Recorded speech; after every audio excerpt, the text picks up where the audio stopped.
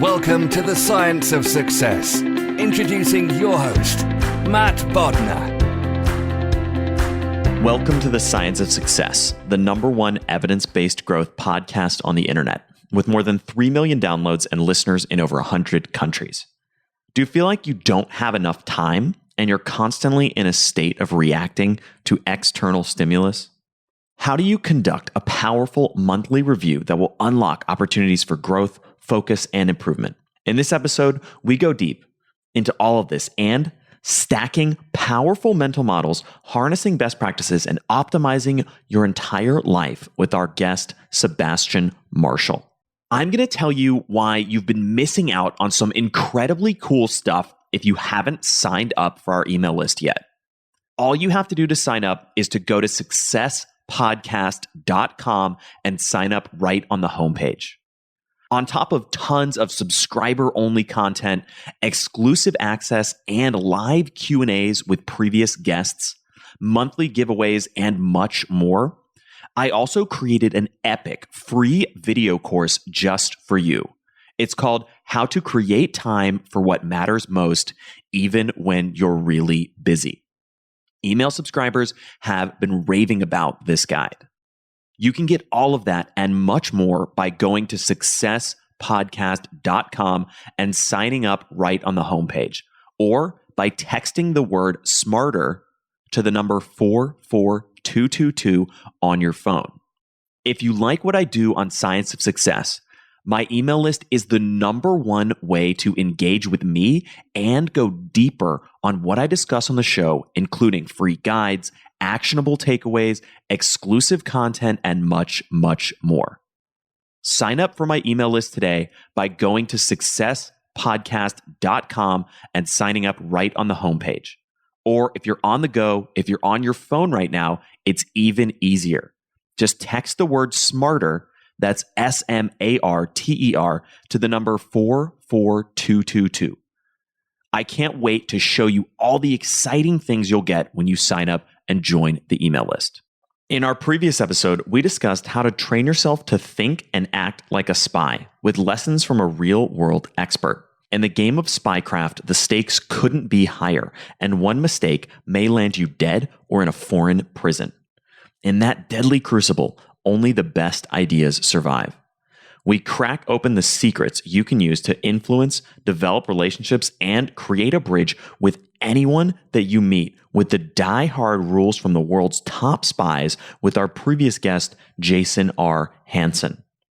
If you want to learn how to influence anyone, even under difficult conditions, check out our previous interview with Jason. Now, for our interview with Sebastian. Today, we have another great guest on the show, Sebastian Marshall.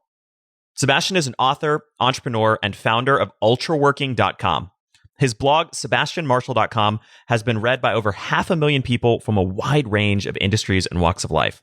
At Ultraworking, Sebastian helps those who are already tremendously productive take even greater leaps and get more done in record time. Sebastian, welcome to the Science of Success. I'm maximally excited to be here. This is going to be fantastic. And for listeners who don't know Sebastian and I have gotten to know each other over the last month or two, and I've actually been a reader of his blog for almost 9 or 10 years now, and always been a big fan of the way he thinks and the way he writes and the way he approaches the world. And so I'm really excited to have you on the show today, Sebastian. And we've been doing some cool stuff recently around Ultraworking, and we did a free event recently for our email subscribers that was really fun and exciting. But I'm so pumped because there's so many different topics and things that we can dig into today. Yeah, likewise. And, I think this is going to be a really, really good show, Matt, because I think we both are into one of the same things, which is, we read a book and it's not like that was fun. Like, we want to take it all the way apart and then kind of put it back together in our own lives, all the takeaways. So like your book notes are phenomenal. Your analysis is phenomenal. And, most of the time you're hosting, you very rightfully have, whoever the PhD that's coming on, that's pushing research forwards, be the star of the show. But I hope we can keep this a bit of a dialogue, because your way of thinking and approach to the world, and Austin as well, shout out to him. We did Mindset Monday and he's super, super sharp. And that was one of my favorite shows that I've been on. Really fantastic. So I'm looking forward to going deep, understanding a principle, and then like taking it apart So like, what can I do with that? Like, what's the pieces of that that I can like really understand, like how anyone from Arnold Schwarzenegger to a famous military general or someone who's very successful in industry 5 years ago or 500 years ago, in 1850 or in, 1995 or in now or in ancient Roman times did it. Like, I think we're going to cover a lot of really good ground. I'm very excited. I love the way you phrase that, and this whole idea of taking things apart and putting them back together and trying to understand the component pieces and how to use them and apply them is something that I don't know if I've actually thought about or phrased it in that exact way, in the way that I think about and approach my own thinking, but that certainly guides the way that I digest or intake really any information, and whether it's a podcast interview or a book or anything. I really want to understand how the building blocks fit together and how I can because I feel like once I get to that fundamental level, I understand the building blocks, then I can reassemble them in different ways and I can figure out what really is the lever that moves things, and I can apply them in all kinds of different contexts. Okay. So I know we like potentially had topics we're going to hit. Let's get back to that, but let's just stay here for a second. So I'm interested in two things, right? One is the actual ability to take things apart, analyze them, understand the takeaways. Cool. What does that mean for me? Maybe I should know some numbers. Maybe I should work on my physiology. Maybe I should think about this a certain way. But let's ask the harder question first, which is, Matt, there's a lot of smart people out there, right? And everybody listening to the show is a super smart person. Like you're taking a real research oriented approach, having incredibly credible guests on here that know their stuff. But some percent of the people that are listening are like, cool, I want to go understand that principle, implement it, and get more results in my life. And some of them are like, okay, that's fun. And that's fine. If they're happy with where they're at and they're cruising and they're listening for entertainment, totally cool. But some people like want to be doing better. They're ambitious, whether they're, in a creative field, whether they're building a career, whether they're building a business, whether they're in the nonprofit sector, whether they have aspirations to go into politics, whether they want to make contributions to science. A lot of people are going to want to do things, but then like they even start to get the analysis, take things apart, see the lines on it, but then they don't go put it into practice. Which is, one thing I really admire about you is you do that and you really think a lot about that and spend a lot of time doing that. And then you have like a pretty cool life. You're doing a ton of really cool stuff. It's like, why does that happen? What's the gap among people that want it and can analyze, not putting it into action? Where do you reckon that comes from? I think that's part of the reason why many of the episodes we have on the show focus around psychology, self-awareness, self-sabotage, those kind of topics, because, and this is something you and I have riffed on outside of the show, is this whole idea that I fundamentally believe, and I think one of the guiding principles of the science of success is this idea that everyone has the latent potential to achieve things well beyond what they even think is possible. But in order to access that, I feel like in most cases, people get in their own way. We're standing in our own way. And whether it's self-sabotage, whether it's lack of awareness, whether it's a fixed mindset, I feel like there's so many psychological barriers and limitations that prevent people from ever really taking that step of applying it, whether it's a limiting belief or a fear or uncertainty or an inability to have wisdom with a capital W and really know or understand or be able to make tough and challenging decisions in a world filled with uncertainty. I think that there's a lot of psychological components that underpin that. Well, I find that answer very persuasive because it's the same answer like the ancient Greeks came to with know thyself a couple thousand years ago. I'm not sure it's gotten easier. In theory, it's easier. There's so much information out there and it's possible. I think if I can just flag something kind of semi-unrelated to what we're going to talk about, but important, I think a lot of people don't realize that they could probably get in touch with just about anyone from any field they were curious about reasonably easily. Maybe not any individual person, like maybe not Elon Musk, but if you wanted to talk to like an aerospace engineer, like you could get in touch with somebody in a few hours. Like that's the internet, and people are not taking advantage of that, right? People are not saying, I'm interested in doing X, Y, Z. And I have like friends in like really like places with no infrastructure that are in bad shape that just like use the internet to talk to people in the United States who are even more happy to talk to people that are like working hard to come out of like a tough spot, right? It's like you could be in the middle of nowhere if you got an internet connection and get on the phone with an aerospace engineer. You'd have to work it, you'd have to research, you'd have to like, write your stuff decently and practice and stuff. But like, we live in an era when in theory, it's more possible to know yourself, to get access to good information, Probably a lot of people are listening to this are in the car or in the gym. Like, that's amazing. You can listen to a podcast with information from an expert, well curated, edited, beautiful on your Apple or Android device, right? It's incredible. So in theory, you should be able to know yourself a little better in the past, and maybe a higher percentage of people do. Probably they do.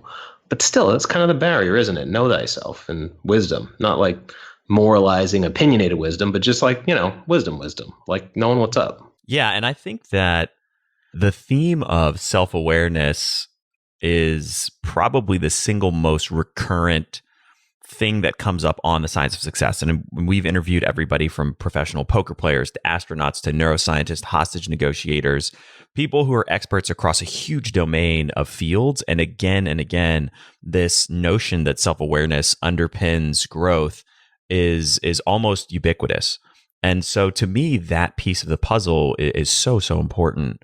But the other thing that's really interesting and kind of ties back into this notion of self-sabotage that holds so many people back, the example that I always come back to because it just really crystallizes it for me is weight loss. And the reality of losing weight is that, or being healthy or getting to a body fat composition you want or whatever, I'm just using weight loss as kind of a generic term to describe all of that. But the reality of losing weight is that it's not a problem of lack of information, right? There's tons and tons of information, but so often people think that the way to get someone to change their behavior or the way to get themselves to change the behavior is through awareness. Most people really fundamentally understand how to lose weight, and yet there's a huge disconnect between knowing it or knowing that they should do it and actually doing it. And that's where I think a lot of the psychology starts to come in, and the puzzle of motivation and all of these other pieces that underpin all of this. That's really, really interesting. I think about this and related things fairly often. It is and it isn't. The basic information is out there, right? But I mean, I'd say there's probably two problems when somebody wants body composition, right? The first one is you need to learn the basics, the macronutrients, right? There's 9 calories in 1 gram of fat. There's 4 calories in 1 gram of carbohydrate or protein. Protein takes a little more energy to digest, so it's effectively actually 3 calories. That's one of the reasons when they say when you're losing weight, you should eat protein, right? It's the most efficient. And carbs, depending on if there's fiber, are probably a little better. And then fat has some important things. You can't cut it entirely, but it's the most calorically dense, whatever, right? There's that. And like you can learn that. You can learn portions and stuff. But I think what a lot of people don't realize is that getting all that stuff mentally is at most, at best, half the game. The real half of the game is adherence. It's all the situations you're presented with the opportunity to make a choice consciously or unconsciously that's against what you want. And I think a lot of people are not studied on how to actually adhere to things. And a lot of people don't have the general and kind of meta skills that are the same for, regulating your diet as they are to regulating your money usage, is the same to, disciplined project management across a team.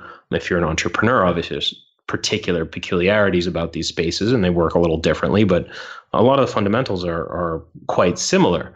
So I'm not sure that people actually know the entirety of the equation. A lot of people don't even realize that things like weight loss is an adherence game. You have to adhere to your program. That's the hard part. The hard part's not designing the program. That's that's not hard. I'll just say it's not hard. You could do it. A nutritionist could do it for you. A personal trainer could do it for you. You go look, like if you can vet credible sources, you can look at some good ones up online, right? But like adhering to your program, well, that's hard. And I'm not sure people know how to do that. So you could describe it both ways. And I think to some degree, adherence comes back to, at least in my opinion, mostly a psychology issue.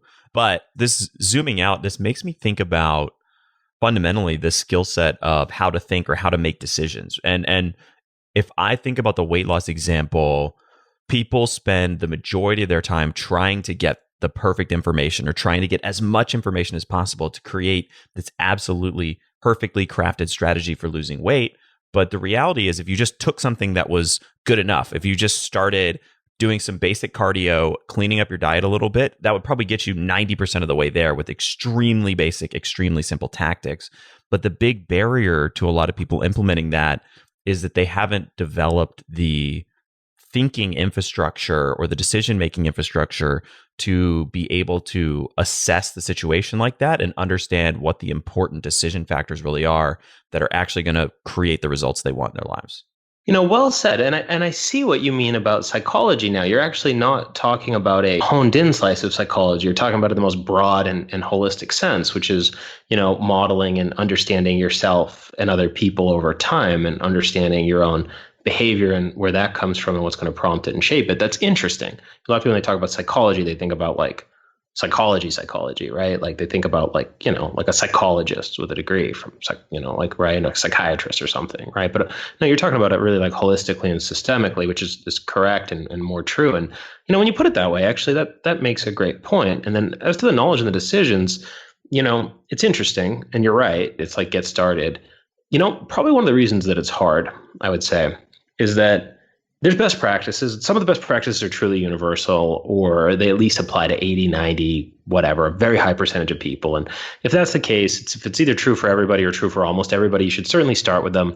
If it's the kind of thing that's hard to implement, you should like give it a few serious cracks before you say that's not for me, because like if it's hard for people, but it's the answer, then like you should just like work at it until you got it. But the hard thing, right, is, I was reading a book on learning, was this a couple years ago, and it was written by a programmer. So it was a lot of programming metaphors in there. I'm lightly technical. Like I wouldn't call myself a technical person. I'm okay, but it's like I could follow a lot of it. But he was talking about, with learning, he was talking about how beginners really, really, really want rules. So beginners want rules. They want do X. They want to don't eat before 8 a.m. Don't eat after 4 p.m. It's the 8 to 4 diet, whatever, right? That's what they want. They eat one grapefruit to start the day, right? Whereas very advanced people, and there's stages you go through and whatever, but very advanced people tend to operate on heuristics. So that's kind of interesting already. But then I think the important part with anything, diet, habit change, anything, is understanding what type of person you are and kind of getting a correct conception of that. Some people are capable of moderation and some aren't. And like, that's one of the first things to figure out in life is like, are you capable of doing a bad thing in moderation? And like, you got to be really honest with yourself. You know what I mean? Like, are you capable of like going and doing something that's like a little bit bad for you and then not going any further and not like going off the rails? And like some people are, some people aren't. And there's like probably a spectrum there too. But like figuring that out about yourself is like pretty important, right? Because then you figure out whether you have to be like hard rules, never do the thing, or whether you can kind of like shape it a little bit and do a little bit better. You said something in there that I think is worth expounding upon, which is this idea that very advanced people tend to operate on heuristics instead of rigid rules. And to me, that underscores something that longtime listeners or many listeners have probably heard me ramble on about. And some people may hear this phrase and get super excited. And some people may hear this phrase and say, Matt, why do you keep bringing this up? And what is it? But it makes me think of mental models and this kind of mental models approach to thinking about and understanding the world. Because, and this comes back all the way to what we were talking about at the very beginning of the conversation, because I think we sort of went down the rabbit hole of looking at this from the lens just as an example of losing weight, for example. But I think this really applies to any result you want to achieve, anything you want to create in the world, any outcome you're trying to accomplish. You have to be able to break down the fundamental things that cause that outcome to happen. Whether you want to be happier, you want to make more money, you want to lose weight, any result you want to achieve in life, you have to be able to break down. If you're a beginner, as you said, maybe you start with some really simple rules. But if you really want to master the game and pursue a true path of mastery and be one of the top people, really create epic results, you have to have the, as Charlie Munger called it, the mental models approach, which is this idea of breaking things down into heuristics or models or rules of thumb that explain how the building blocks of the world work. Because once you understand those building blocks, you can then combine them or change them or use the right ones in any given particular challenge. Totally. I'm with you. It's good. And you've always been somebody who has had a really detailed understanding of digging into and applying mental models. And even from the early days of your blog, you study a tremendously diverse field of topics, and yet find these really concrete ways to bring those lessons back and apply them. Whether it's studying something, an example I know you always like to use is Soviet deep battle theory, right? Or Toyota manufacturing lines. And to me, we could even make this more broad or generic, which is if you're studying John D. Rockefeller, or you're studying Caesar, or you're studying somebody who's a world-class achiever, how do we take these esoteric concepts and ideas, or as we might also call them, mental models from whether it's deep battle theory or manufacturing or economics or anything. How do we take these ideas and start to, in a very concrete sense, understand and apply them in specific contexts and areas of our lives? Most of the most successful people I know, they do two things, right? The first thing they do is they look for like the known best practices and they do those, right? So like a lot of times you can look around, you just find a best practice. It's like, okay, seems like everybody in personal finance in the United States recommends using one of those tax advantage retirement accounts and filling that up first, right? So like you should probably put your cash there first, pay off any debt, and then that, right? Probably. Maybe not, but probably if you're starting out, right? So there's that. But then you go, what after that? And it's kind of like most of the very successful people I know are very willing to do short-term, very inexpensive, low-risk experiments. They're willing to just try something, right? And, there's the grand examples of it, obviously, but like, here, let's pick a really boring one that probably nobody will do if they're not already into it, but it's great. It's like, you could go take an accounting course at community college. You could go learn a little bit about accounting. Accounting is beautiful. It's really cool. It's really useful. You do it once, you're sorted, and you can practice that. So that's worth doing. And then going a step beyond that, if you want to get kind of inventive, you could say, okay, John Rockefeller, let's say you're running a business, like, okay, John Rockefeller started looking at, and then 37 Signals later wrote about this. I believe it was probably in Rework, it was one of their books, about taking your waste products, your scrap products, and turning those into something that's useful, turning out just kind of like secondary outputs and turning those into something that's sellable. And, in oil, there's a variety of, whatever secondary chemicals or whatever that are left over from oil. And like you can sell those and make things out of those. And I don't know, when you come across a historical figure that's really interesting, or, a metaphor that's really interesting, or a concept that's really interesting, like from Toyota. Toyota has one that's really interesting, which is like, they've got a diagram that they have where there's like three things that are work. There's value producing work, there's non-value producing work, and there's waste, right? And when they diagram this out, they actually find the vast majority of businesses have like under 20% of work is value producing, right? So value producing work is stuff the customer actually cares about, right? So if you're like a baker, you're like baking cakes. So when you're putting the dough together and putting it in the oven, like that's value producing. There's like non-value producing work, you have to do it. That's like payroll, that's like I don't know which side regulation goes on. Certainly like administrative internal stuff is like non-value producing for the customer. Like you have to do it, but like, it's like if the business just did that, it wouldn't be doing anything valuable. And then there's waste. And they take the concept of waste and they make it really like a very expensive thing. Any unnecessary movement in Toyota counts as waste. So if a guy on the assembly line at a Toyota factory has to bend over for a tool repeatedly, that's waste. That's like right there. If you have to push something 10 feet on the ground, that's waste. And they like are ruthless about like, we'll build a little shelf so people don't have to bend over, and we'll like set things up just perfectly so things don't have to be carried, and we won't have to push anything. And like, never mind like scrap product and rework and stuff like that. They like, that's always. So you hear that, and that's like super interesting. The first time you hear that, that's super interesting. Value producing work, non-value producing work, waste.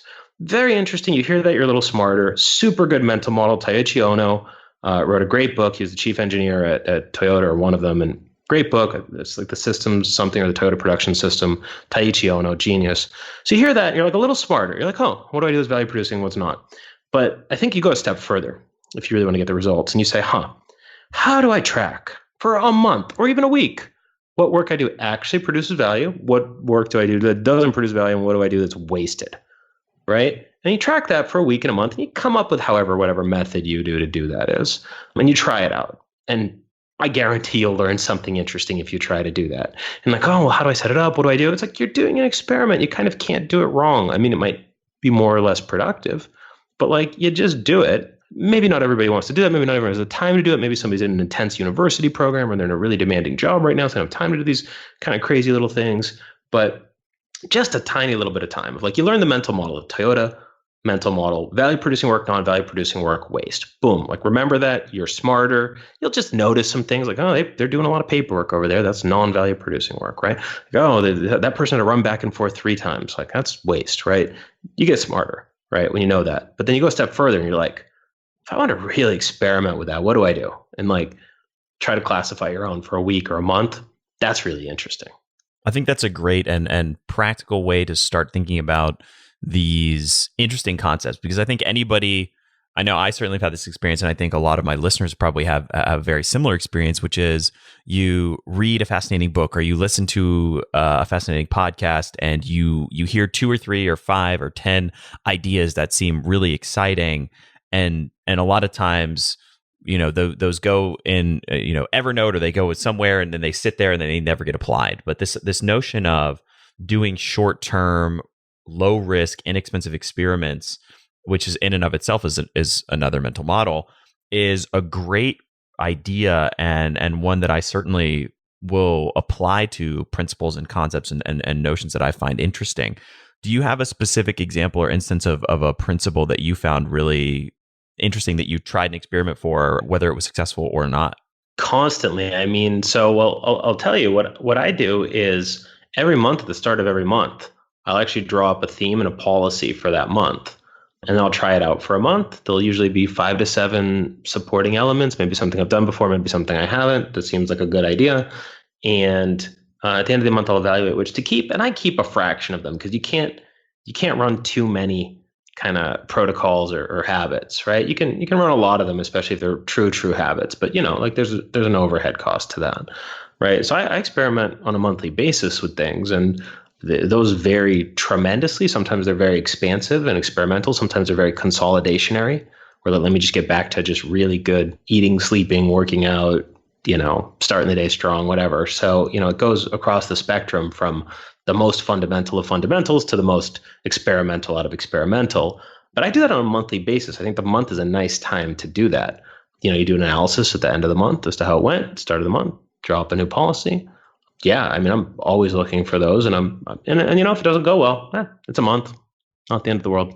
This whole idea of monthly reviews and something that we've come across a number of times in the show, and I talk a lot about, is this notion of what I call contemplative routines, which is basically just taking time to step back, to think a little bit, to evaluate what are you doing, what's working, how is your time and energy being spent, what are your goals, and is what you're doing aligned with your goals. I think having some sort of review process, whether it's weekly, monthly, even daily in some contexts, is a really effective way of stepping back and figuring out whether your time and energy is being spent appropriately or not. And I think developing the habit of having some sort of routinized, regular, contemplative routine is one of the cornerstones of being an effective thinker and being an effective decision maker. 100%. I literally don't know anyone with a complex life that's successful that doesn't have regular routine intervals of introspection. And I don't think I know anybody does that less than monthly. Maybe a couple people are on quarterly if they run like tight plans and can execute.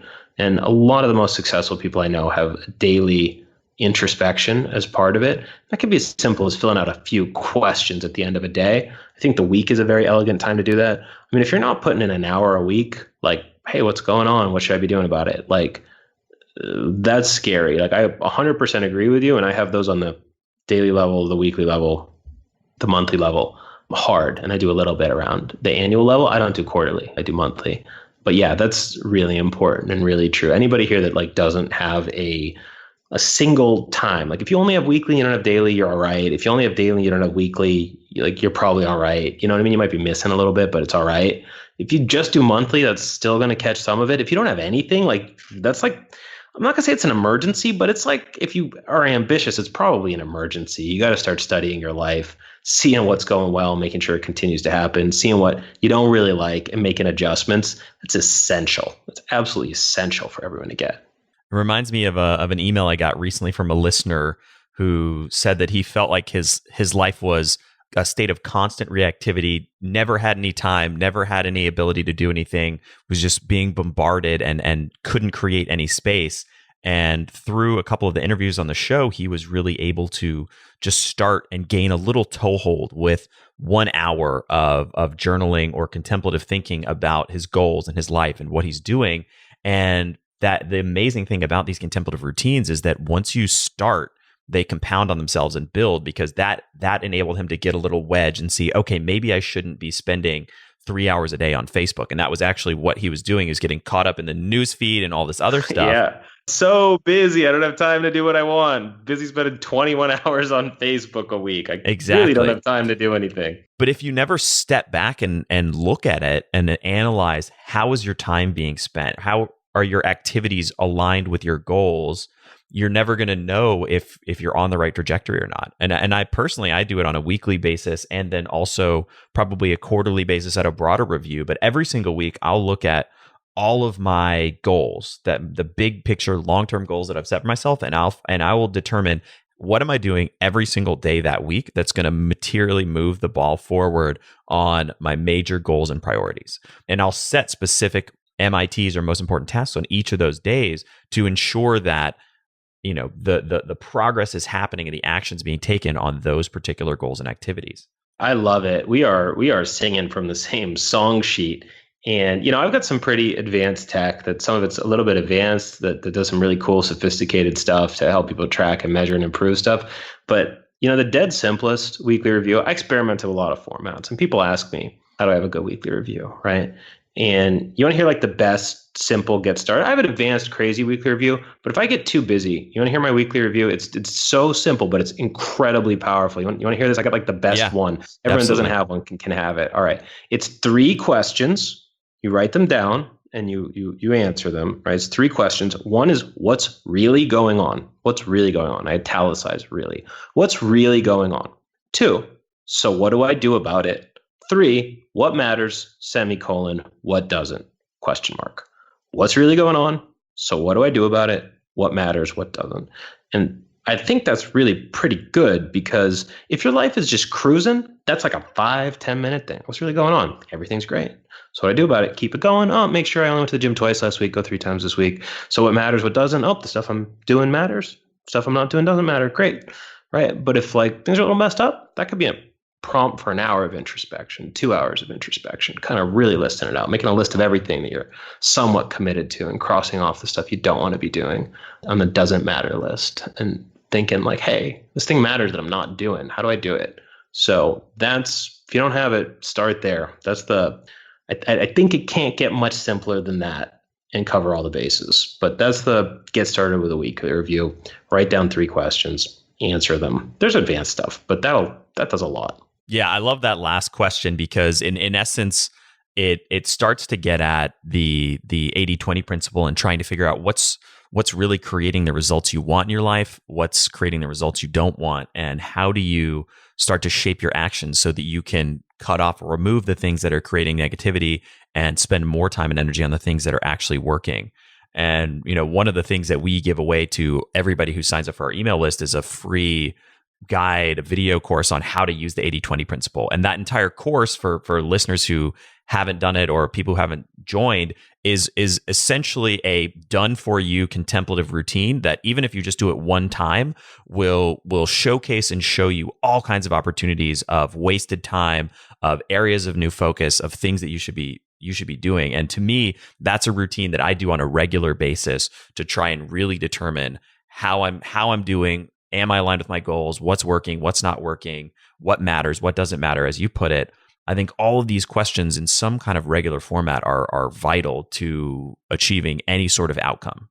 Yeah, it's really good. You do the analysis once along those lines, and like it pays dividends for a long time. So there can be a lot of value in doing like some tracking and analysis on a regular basis. There's a lot of value, but doing sorts of tracking and analysis, kind of, again, taking things apart and putting them back together just once, does a pretty good job of both instilling the mental model, not on a theoretical level, but on an actually improve some stuff level, as well as just kind of like, the guy that was like 21 hours on Facebook and thought he was busy, right? It's like, well, okay, the 21 hours is a lot of your life, man. It's like almost a full day, right? It's 24 hours in a day. That's not good, right? So yeah, love it. Hey, I'm here real quick with confidence expert Dr. Aziz Gazapura to share a lightning round insight with you. Dr. Aziz, how do you become more confident, and what do people get wrong about confidence? I love this question. So my life mission is to inform people this one thing, that you can learn confidence. Because the biggest thing that people don't realize is that confidence is a skill. They think confidence is something that you're just born with, that the people that look confident just somehow have some ability that you don't have. And that's what I thought for many years, until I discovered that actually this is something we can learn. And so what most people get wrong about this, other than thinking that they can't, so they don't even try, is they think it's going to be this huge undertaking and it's scary, and they try to just push through and do this thing that I hate the phrase, but it's so common, which is fake it till you make it. And what they don't realize is that there's a much easier way, a simpler way, and ultimately a faster way and a gentler way. And that is to treat it like any other skill, like the guitar. You want to learn how to play the guitar. You want to break it down into its individual elements like notes, chords, progression, scales. And if you learn each individual thing, all of a sudden you can play a beautiful song. And confidence is absolutely no different than that. And you can break confidence down into its little individual elements like body language, starting a conversation, how to be assertive. All these things can be broken down into sub-skills. And if you just learn those sub-skills one after another, take action on what you learn and practice it just like an instrument, all of a sudden in a pattern, in a period of months, you could be stuck for decades, but in a period of months, you can have more confidence than you've ever had in your entire life. And that's what I'm dedicated to doing. That's what I teach. That's what I create all my programs around. And that's really the message that I want to get out there to everyone listening and everyone in the world. Do you want to be more confident and stop suffering from social anxiety and self-doubt? Check out successpodcast.com/confidence to hear more about Dr. Aziz and his work and become more confident. One of the most interesting things you said to me when we were having our pre-show conversation was this idea of starting with analysis as opposed to starting with aspiration when you're doing these contemplative routines, when you're doing monthly planning. Tell me more about that. Yeah, so most people start with aspiration, right? They start with like, what would be great? Like, I want to be a piano playing, marathon running, triathlete, Olympian astronaut, right? And I'm exaggerating, but only slightly. People like to dream. They like to think about these big things. And I want people to get big things, but I want them to actually succeed. I don't want them to daydream about it and feel good for 5 seconds. Like, it's like, how do we actually go get that, right? And what I think is that, okay, a lot of people just don't try enough stuff. They don't get outside their comfort zone. They're scared. So they just need to be told, like, go do anything, right? And like, if you have a big dream, like you want to run a marathon, just start running today. Like great, like good, solid. But assuming you've got a little bit of success, you've got some good things happening. And I think probably most people listening to this have some pretty good things happening in their life. They already got a base. It's not perfect. We can do better, but like things are going all right. I think you really want to start. You really, really, really want to start with a state of like, what's the current state of things, and do some analysis. We have a couple of like smart spreadsheets and stuff that we do to do analysis and planning. And I can put up a couple of these, including monthly planning, on ultraworking.com/SOS for Science of Success. So I'll put them on ultraworking.com/SOS if people want to check them out. And like with monthly planning, what we do is we don't start with like, oh, what do you want in life? What's your goal? What's your whatever? Like we start with like, how did every day of last month go? Right? So there's like a little ranking thing. Like the thing is smart. You tell it what month it is and it'll like be formatted correctly. These are the weekends, these are the days, whatever. There's 28 days in February. There's 31 days in January, whatever. But it's like, was like factually what happened that day? That's the first question. That factually what happened on that day. Was it a exceptional day, good day, neutral day, bad day? However you judge that. And are there any takeaways that you might want to do next month based on what happened? And pay close attention. We always tell people pay close attention to exceptional days and bad days. So you want to say like, how many good days, how many exceptional days and good days did I have last month? And how many bad days did I have last month, right? So if you want to be like really happy, or if you want to be really fit, or you want to really have a lot of success in business, like, okay, if you're an entrepreneur, you're getting a business going, like how many days of last month did you do like the right stuff to get your business going? And if the answer is like not many, then like, you should work on like putting in a solid, like, what do you need? Do you need like product, or do you need growth, or maybe those are okay and you need better operations, like whatever the thing is that you need right now, like how many days did you work on that? Like on the days you did work on it, you made breakthroughs, what'd you do, right? So you kind of always want to start there. And very rapidly, you'll see like, oh, okay, like I had a bad day this day that I didn't like sleep because the night before I went out and I didn't sleep or whatever. So it's okay. On this other day, I went out and I ate this junk food and I didn't do this, whatever. I didn't really work much this day, kind of screwed off. So it's like you kind of start eliminating those bad days, make them at least into neutral days. And you try to take some days that are like pretty good and put the elements of exceptional days in there. And you build kind of a lot of momentum and you get yourself really healthy. But by doing like the things that are already working for you on your good days, you do more of those. And the things that are causing your bad days, you stop doing those. As you do that, you get to a base of like, yeah, my life is going pretty solid. That's the type of place that is like the ideal place to start triathlon training or getting really serious about composing music and making music. And yeah, you could just start, but most people just start things and then like just stop things, right? You want to actually do it for a long time. And I think that has to come from a place of like looking at like what is already going on and like what's working. And like there's always glimmers of things working. Even when you get in a bad thing, like there's like some day in the month that's better than the other days. What'd you do on that day? Let's do more of that. Did you walk through the park that day? Let's go for a walk through the park as many days as we can this month if the park correlates with a lot of like happiness and well-being and whatever. And then just like, what'd you do on your exceptional days? Do more of that. And like, were there any days that like, you're really just like, that day totally sucked? I was like indoors all day and I was on Facebook all day and I just didn't have any like, oh, I shouldn't be indoors on Facebook all day. Like that's bad. I'm going to just not have days like that going forwards. So by starting with the analysis, by starting with like, where am I already at? You can really build on that. And when you finally want to do aspirational, like really legit big aspirational stuff, you want to like, be in a place where like you're going to take it really seriously and actually do it. And I always tell people, you never want more than one aspirational thing at a time. Now, you could say, okay, I'm going to try out paintball, running, tooling around a little bit with music, writing a couple poems. You can like experiment and like kind of float around and see what you like. That's totally cool. Like that's great. But when you're like, I'm going to get really good at playing the violin, or like I'm going to like really write a novel, then like you should take that like super seriously and you should do like one thing like that, just one, right? Until it's really rock solid stable, and then go hard on it instead of like, yeah, I don't really like where things are at. Let me have a big aspiration. Like, no, start with analysis. And when you want to do an aspirational thing, do it like seriously and then succeed. By all means, try things out. But the minute you say like, I want to like finish at a good time on a marathon, or I want to complete an Ironman triathlon. Once you set a goal like that, you should be like putting everything behind it. And most of the time you should be setting those goals after you've like established a pretty solid baseline where it's not going to get derailed and get thrown off. Cause like success is good. Let's get to some success. I mean, that's the point of the show, right? We want to get the science behind success and get there. This idea of a baseline that you're describing is something that I've always thought about when I study. And I'm going to zoom out and then come back to this in a sec. But when I study world-class achievers, people like Warren Buffett or Bill Gates or Elon Musk or whatever, they have an incredible amount of leverage on their time. And by that, I mean, they have the same amount of time as anyone else does, but in that finite amount of time, they're creating massive amounts of results, right? And those could be financial results. They could be any result that you're thinking about.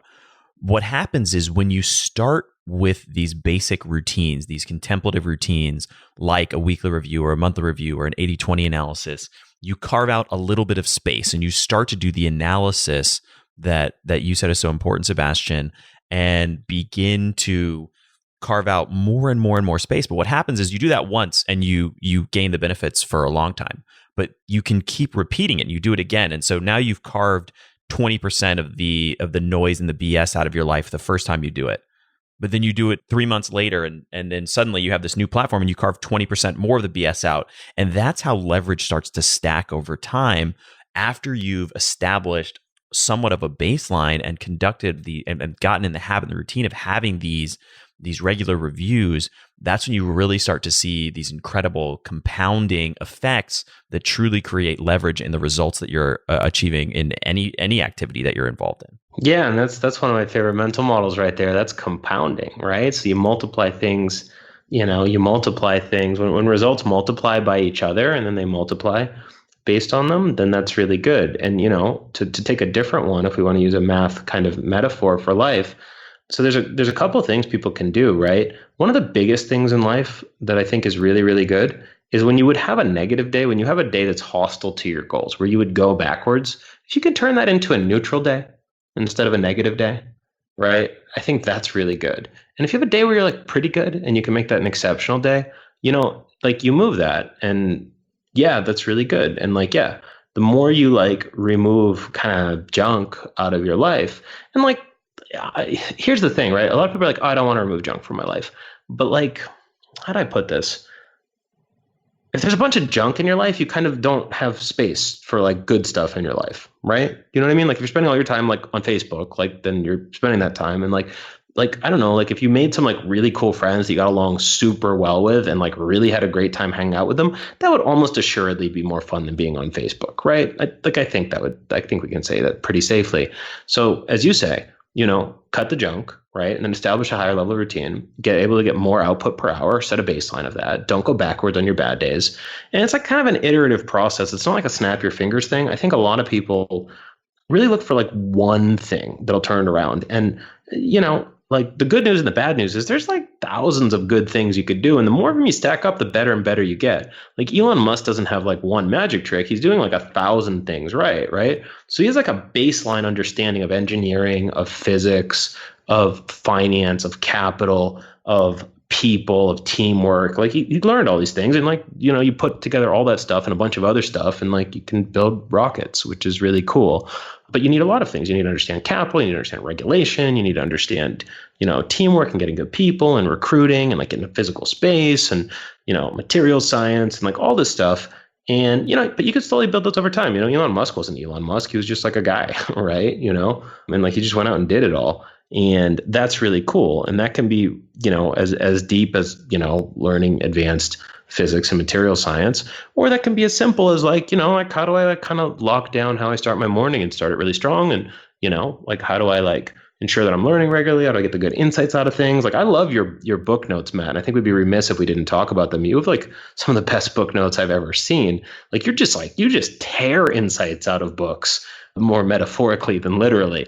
It's really fantastic. And I mean, that's like a practice that you need like enough space of you have a little bit of spare time so you can like read good books and then think about them and then think a little more and then compile them and then actually review them. And like, it just builds, it kind of compounds. Like, how did you get like your book note? Like your book notes are awesome. You like draw some diagrams and stuff. Like I love it when I look at those. Those are amazing. Well, you're very kind and I appreciate the compliments of my book notes. And I've occasionally given away a few mind maps or notes and things like that to listeners, but maybe that should be something I should turn into some kind of more regular content.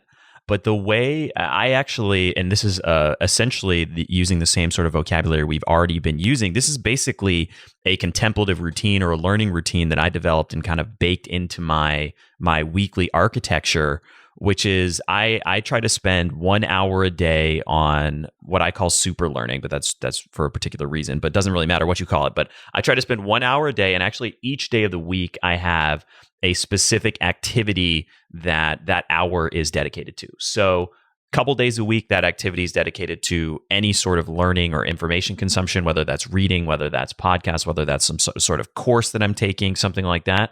And then at least once a week, that hour is dedicated to the creation of book notes or book summaries or notes that summarize these key ideas. And then typically every Friday, the last day of the week, that hour is dedicated to the review of previous book notes and previous ideas. And I try to stack or time those reviews around a forgetting curve. So I use a free open source piece of software called Anki to do that. I don't do it perfectly in every case, but basically what I'll do is every Friday I'll print out or review 3 or 4 of my book notes from books that I haven't reviewed over a certain period of time. And the idea is as long as you review them with some regular frequency, that the necessary frequency actually decreases as time extends. So it goes from the first time you learn something, you have to review it 1 day later, and then 3 days later, and then a week later, and then 3 weeks later, and then a month later, and then 3 months later, and then et cetera. That's what a forgetting curve is. But the idea is basically, how do I review and keep all of these different ideas and mental models in my mind in a way that I'm constantly building up this knowledge and harnessing the power of compounding from a knowledge standpoint so that I can have a more rich and deep understanding of the way the world works. But to me, that comes back to what we've been talking about the entire time, which is establishing these routines in this space to where those kinds of learning activities can even have a place. because I'm sure very similar to you, and actually you're way more extreme than I am in this. Yeah, I spend virtually no time on things like Facebook or things like Instagram or et cetera. I have an account, but I haven't posted on an Instagram in almost a year. And so these are the kinds of things that I try to cut out all the noise and really focus in. And I don't read the news, for example, is another good instance of that. I try to cut out all the noise and create space for deep learning in my life and create the space for those habits and routines. And honestly, what enabled me to do that was beginning with these really simple habits of looking at and starting and understanding how do I, analyzing where am I spending my time? What am I doing? What's creating the results I want and what's not? Matt, that's incredible. And I actually want to take that apart and like give some guidance like that. I'm like, as somebody observing your system, let me see if I can, kind of tease it apart and kind of speculate as to how the rest of us could do it. I'm actually going to do this, and I'm going to get on your case to get on my case that I actually do it, because I'm going to level up my reading game, because it's awesome. I'll send you my weekly guidelines. Oh, yeah. And I'm going to go hard on it. But, before that, you mentioned this thing. I just want to clarify the news. What is that? Exactly. I'm just messing around. I'll tell you a secret though. Is I'm actually not extreme or hardcore or whatever the word you use for me is, though it's cool. I'll take the label. I'm okay with that. But my secret is, everyone's like, oh, Sebastian's so disciplined. I'm like, I'm not so disciplined. I just blocked it all in the computer. I just used software to block it all. I just can't go on Facebook. Like, there you go. No discipline needed. And I'll tell people. So there's two things that I do, right? If something is super addictive, I'll straight block it. And there's a great Mac app called Self-Control. There's varieties for Windows and Linux. You should do some research on it. But there's a lot of tools that do it. Self-Control is really good on the Mac. And default settings, you can block websites for up to 24 hours. So you could throw in there Reddit or Facebook or whatever you want, and you turn the block list on, and it's like very hard to turn it off. You could if you really wanted to, but it's like really actually quite hard. There's no way to like manually override or whatever. You'd have to go like edit I'm not going to even mention how to get around it, but you'd have to go like mess with your computer to turn it off. It's really hard to turn off. So I use Self-Control, and then I actually edited the settings on Self-Control, and I can put links to this and to, I actually have a guide on how to edit Self-Control, not a guide, like a few lines of code that you can use to make it able to block for more than 24 hours. So I put on 30-day blocks at a time. Whatever's been addictive to me lately, I just throw it on block, even if it's otherwise a healthy, decent place. So I like the site lesswrong.com. It's like a smart rationality site. But if I'm spending too much time on there, just taking a 30-day cooling off on it. I like Quora. I think it's smart. There's a lot of valid reasons to use it. If Quora has been pathological for me lately, it's going on the block list, right? So I do that for blocking. Then I curate everything that I use. It's a little dangerous. There's a bunch of Chrome extensions. If you use Google Chrome as your browser, a Facebook newsfeed eradicator, great, kill your newsfeed. So I log into Facebook. I can like click on some group or, whatever, or say I'm going to an event or something, but I don't see the newsfeed. It just sucks you in. It sucks me in too. I don't like look at it and then like I'm super disciplined. I just don't look at it. And then my favorite one of those is distraction-free YouTube. DF YouTube is the name of the extension. And that one, kill autoplay and kill suggested videos. So I can go to YouTube very safely, look up whatever the clip that I was looking up, or click on a link that somebody sent me, and I'm not like YouTube rabbit hole, right, for hours and hours. So all of that filtered. And then there's one more, actually, that this was kind of a missing piece of the puzzle for me. There's another great Chrome extension called Fox Filter, and you can actually block words from showing up in a URL regardless of what website it's on, right? So something that I did, this was like kind of plagued me, it was kind of a hole in my don't be distracted thing, is I will reflexively Google one of the Boston sports teams. I'm from Boston originally. And, there's the Celtics and the Patriots and the Red Sox and whatever, they play sports and stuff. And I like sports. It's cool. Like, I think it's really cool. Like some people hate on sports. I think sports are cool. And sometimes I'd have 10 minutes before something. So I'd Google just like Celtics, and the recent game scores would come up. And I'm like, I can't block Google. And I thought about changing my search engine, but Bing does it and DuckDuckGo does it. And I'm kind of looking at it. And every now and then, okay, usually look at it for 10 minutes. Okay, the Celtics beat the Kings 110-80. Sounds like a terrible game. I'm not even look at the box score. Who cares? But every now and then it's like, oh, Marcus Smart got in a fight with James Harden. I better get on this and check it out. So I blocked everything. So it's not about being extreme. It's about just setting things up once. And, as that relates to what you were just saying, is I set up my environment once, And, sometimes you have to experiment and figure out the right tech setup, figure out the right personal routines. But you do stuff like that, then you have time to do things like read really deliberately. And then I set some rules of I really prioritize old books, right? So I'll read technical books that are new and I'll read biographies that are new, but anything on general life, I read old books only. If it's in the last 100 years, I don't want to read it. And like that's some people are like, oh, it's kind of hardcore. Like you can get translations into modern English, pick a foreign book, I think Aristotle's still pretty good, right? Like he's a smart guy, right? So, you read old books, read Sherlock Holmes. It's better than any fictions coming out now. It's really like awesome. It's really good. But then I don't have the hardcoreness about your reading and your book notes. And even as you were describing it, I'm like, whoa, that is so hardcore. I couldn't possibly do that. And I think about that for a second. I'm like, no, of course I could. I'm, like Matt's a smart guy, but if I like work at that really hard, I could probably do that too. And, probably what you did is that you started reading and you're probably like, hey, it'd be better if I could remember this. So you started some note taking and then you like leveled up on the note taking and then you put a review period on. And like, okay, like once you have that, you got most of the pieces of the puzzle, then you learn how to use Anki. Anki is like, sounds kind of crazy, but it's like software that just shows you things like less often the more you've looked at them and known what they are, right? That's all it is. It's just to like remember stuff. And like you use it and it works, spaced repetition, the theory behind it's great. There's Super Memo is a great website that has the details on how to do it. Yeah, it's just a genius system that you have. And, to your point, I don't think I'm extreme in my non-usage of Reddit. Reddit's just blocked on my computer. And I'm not hating on Reddit. I love Reddit. That's why it's blocked. So I just block it. And then it's like, oh, I got to do something else. And a lot of times, unfortunately, the like distraction will run into the next distraction that you have. And you'll start, if you were spending time on Reddit, then you'll start spending time on Hacker News. So like at some point you have to make a choice of whether you're going to like kind of shift your general consumption patterns or just block everything. And I've done both. But, I don't know, you do that to kind of create the space for like, okay, I'm going to read more good books. I want to remember it. I'm going to take more notes. I want to remember my notes. I'm going to review my notes. I could do better reviewing my notes. Okay, I'm going to install spaced repetition. And like, yeah, that's like a pretty cool life. And like, as much as it might like sound like work and hardcore, it's a lot more fun to do stuff like this than it is to like surf the net. Like I just really would promise everybody here that if they implemented a reading, note-taking, review, and like messed around with tech to make it even more fun, like at the end of that, you'd be really proud and you'd have a lot of fun while setting it up and while doing it in the process. And if it's like not fun, you could probably design it better to be more fun because like things like this are pretty fun. Yeah, and there's a bunch of ways that there's a couple of things you said that I think are really important to draw out and expound upon. But the most important thing is this idea that, it's not about being a super disciplined person, right? You're not a superhuman, though you are a very smart dude. I'm definitely not a superhuman. Like I break down, I miss my daily learning times if I have a busy day. I try to get it in every single day, but I certainly fall off the wagon on those routines. But it's about creating the conditions that enable you to do that in the first place, right? And you have to have some kind of distance or space to be able to create those routines and conditions in the first place. And that comes back to the importance of analysis and routine. Totally. And something else there, a lot of people break down the first time they have a failure and they give up and like, no. Like not right. Like you should design your protocols and your plans so that they can survive a little bit of damage.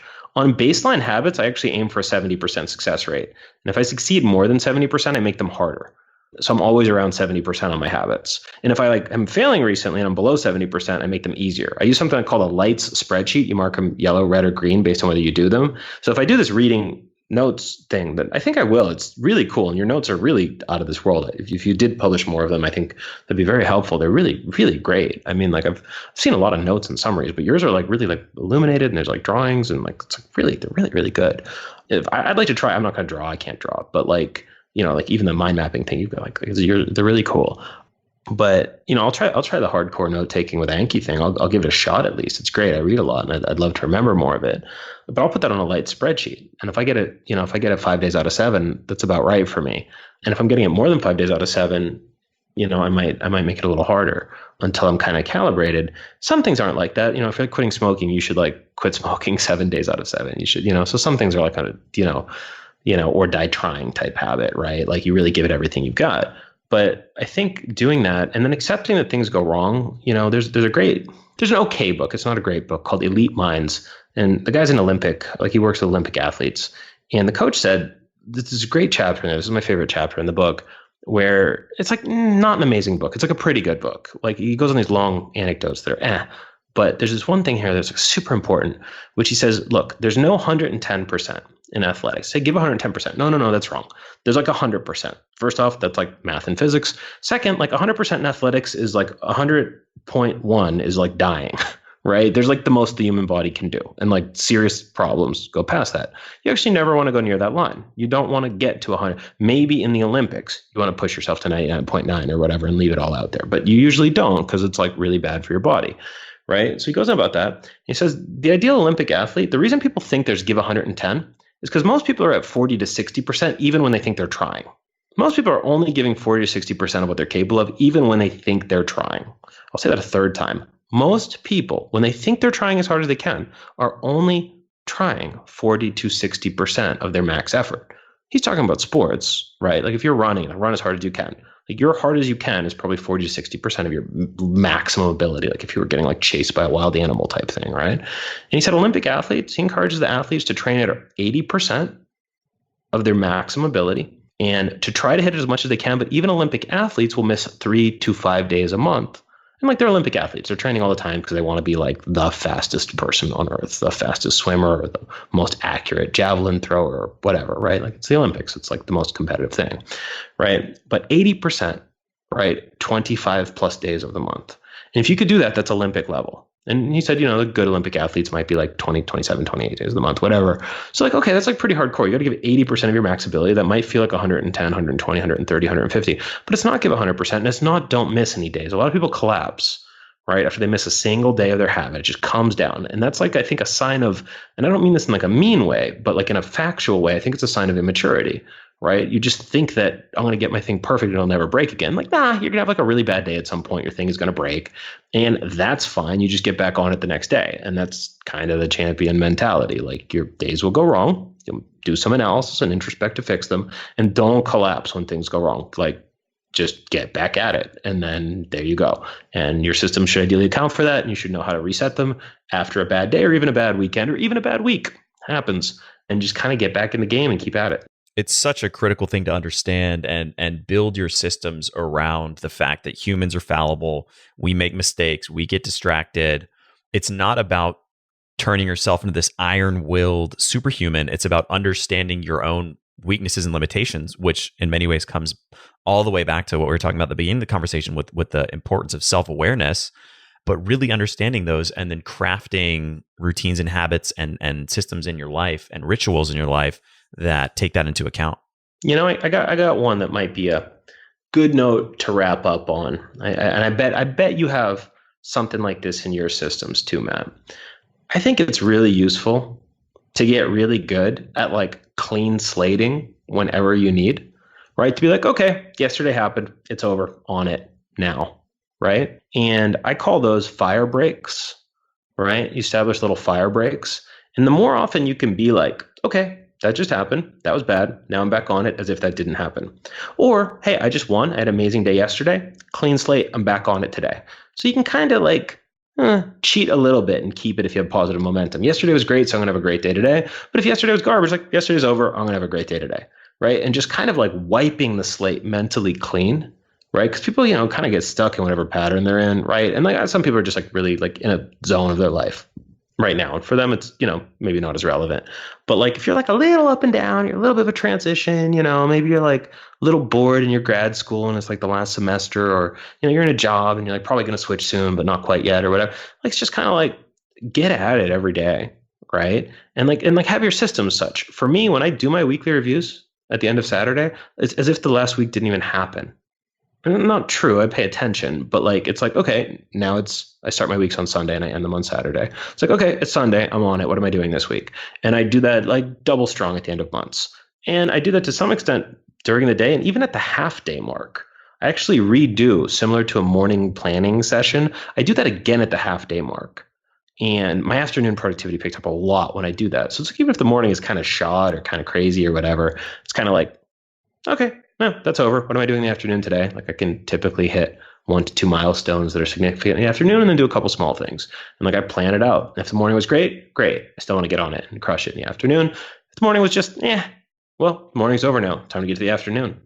You got something like that, Matt? I bet you do. I think you're definitely more disciplined about it than I do, but I think maybe it's just a natural thing. Like when I think about my periodic weekly reviews, I look at what happened the previous week, but I don't let it impact what's happening this week. I reset everything back to what are my big picture goals and how am I going to take action this week to move those forward. That's the game. So let's tie this up with something concrete or specific. We've talked about a lot of really specific and concrete and actionable things listeners can do to start to implement some of these ideas. But what would one piece of homework or one action item be that you would give to listeners to start concretely implementing and going down the road of all of the themes and ideas that we've talked about today? I think it's really obvious that if somebody doesn't have a structured introspection time, they should pick one and they should set it. And some people are better if it's something you do every single day. So that could be a review the day and plan the next day in the evening. Some people just like to do the same thing every day, and that's what works for them. For other people, it's like, well, the week's kind of crazy. In that case, maybe they just take a weekly review and carve out a Sunday, and you can put a calendar appointment down for yourself on a Sunday or a Saturday. And maybe you do like an hour of introspection by yourself, and then you have a call with your dad, your mom, your best friend, or whatever, and like you tell them how your week went and analyze it together. That would even be a fine way to build some accountability. And of course, you could do it monthly as well, though that's obviously a longer interval. So yeah, I think people should put a stake down. If somebody already has a decent like review the day, review the week thing, potentially play with different variants of that. I do monthly planning. I'll put that up at ultraworking.com/SOS. So people could check that out if they want to. I have some stuff for daily. I'll put that stuff up and I'll mention the questions we put on weekly reviews and such. But I think everybody here should pick a time to just say like bare minimum is like, what's going on? What do I do about it? What matters? What doesn't? Type stuff. Now that'll be, if that's music, it could be if you're making music, that could be a very specific thing. Like, am I playing my scales? Am I composing? Am I playing live in front of people? Right? Could vary. You can customize it for yourself. But I think establishing the habit of doing it in any format has such an immense amount of value. Like I question whether somebody that was not in an extremely simple discipline, and there's some simple disciplines that are very important, but I question whether there's somebody that's not in a simple discipline could really hit the kind of world-class levels or even just normal, everyday excellence. I don't think people could get there without a regular introspection habit. Everyone I know that's effective is like, hey, what's going on? How are things going? What's working? What's not working? What do I do about it on some regular interval? Could be daily, could be weekly, might work if it's just monthly. But I think everybody here should get on that ASAP and look forward to it. It's actually like, at first it's a little like, I'm kind of learning how to do this, but then you're kind of like getting some time to like think and make sure you're on what really matters to you. I think that'll really, really change a lot of people's lives if they don't have something like that. And just echoing one of the themes that's underpinned a lot of the conversation we've had today, the first time you do it, it's not going to be perfect and you're going to get some insights, but it's going to be messy and sloppy and you're going to be learning through it. But you have to have that baked in some way to really truly harvest the results over time. So Sebastian, where can people who want to learn more about you, about all the things that you're working on and writing and sharing, et cetera, what is the best place for them to find you and your work online? Well, so I'll put some templates up that people can use and check out the monthly planner the next time the month rolls around. Next time it's like the last few days of the month. But you go to ultraworking.com/SOS. We'll hook you up with some of our best stuff and it's totally free and you can get on that. And yeah, that'll be really cool. And I'll include my links to some of my favorite stuff. And I tell you what, I'm going to put one other thing up there, Matt. I'm going to get on your case to maybe give me some book notes that haven't been released before or something like that and link that up. And we'll put those in there too. And I'm, obviously release them and put them out to everybody. But let's link up some of your best book notes because these are really a work of art. Like people are just listening and are like, wow, this Marshall guy is really like flattering Matt. No, they're really good for real. Like, we got to get some of those up. So I'm going to twist your arm a little bit and let me link up one of those so that the world can check them out. Okay, we'll make that happen. And this has got me thinking more broadly about ways to maybe share those on a more systematic basis or start to share those with the listeners in some way. So I like that you've planted that seed. I'm just doing it selfishly. I just want to like get credit for getting your beautiful book notes out into the world. They really are. And people are listening. They're like, really? I'm like, yeah, really. They're really good. You're very kind. But anyway, Sebastian, thank you so much for coming on the show, for sharing all these insights, lots and lots of concrete things for the listeners to execute and apply some of these principles in their lives. It's a pleasure, Matt. Godspeed. Thank you so much for listening to The Science of Success. We created this show to help you, our listeners, master evidence-based growth. I love hearing from listeners. If you want to reach out, share your story, or just say hi, shoot me an email. My email is matt@successpodcast.com. That's matt@successpodcast.com. I'd love to hear from you, and I read and respond to every single listener email. I'm going to give you 3 reasons why you should sign up for our email list today by going to successpodcast.com, signing up right on the homepage. There's some incredible stuff that's only available to those on the email list, so be sure to sign up, including an exclusive curated weekly email from us called Mindset Monday, which is short, simple, filled with articles, stories, things that we found interesting and fascinating in the world of evidence-based growth in the last week.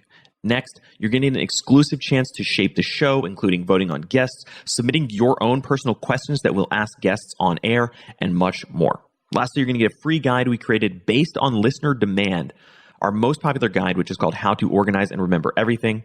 You can get it completely for free, along with another surprise bonus guide by signing up and joining the email list today. Again, you can do that at successpodcast.com, sign up right at the homepage, or if you're on the go, just text the word SMARTER, SMARTER, to the number 44222. Remember, the greatest compliment you can give us is a referral to a friend, either live or online. If you enjoyed this episode, please leave us an awesome review and subscribe on iTunes, because that helps boost the algorithm, that helps us move up the iTunes rankings and helps more people discover the science of success.